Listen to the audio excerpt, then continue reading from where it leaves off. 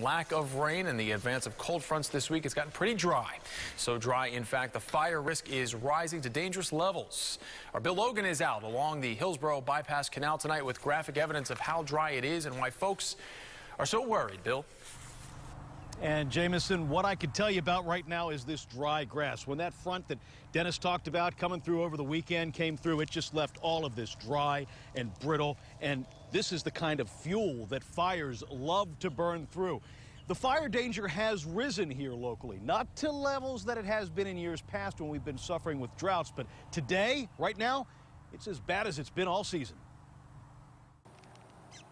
The old joke is that in Florida there are two seasons, summer and February. And February is that dry, cold, fire danger time of year that ends up looking like this more often than not as brush fires burn acreage and sometimes, as in the case of this blaze in Winter Haven Monday, right up to the interface of neighborhoods and homes. It's the sort of thing that forced Polk Fire Rescue to impose a burn ban and keeps fire watchers wary.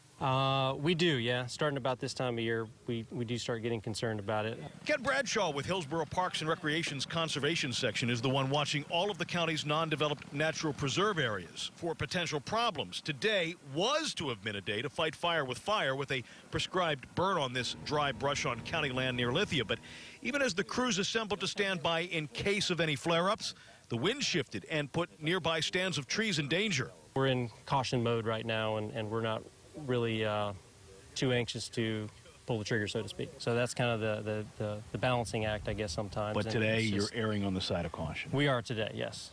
Water managers are also being cautious today. We had started out with very good rainfall in the summer. We hit our dry season and we start having below normal rainfall. So conditions are progressively declining. And it's really been dry pretty much ever since. It is. Granville Kinsman is a hydrogeologist with SwiftMud, the Southwest Florida Water Management District, who's already being asked by local jurisdictions on both sides of Tampa Bay to consider watering restrictions. We will be looking at all the conditions and taking their request into consideration, and the governing board will ultimately make that decision.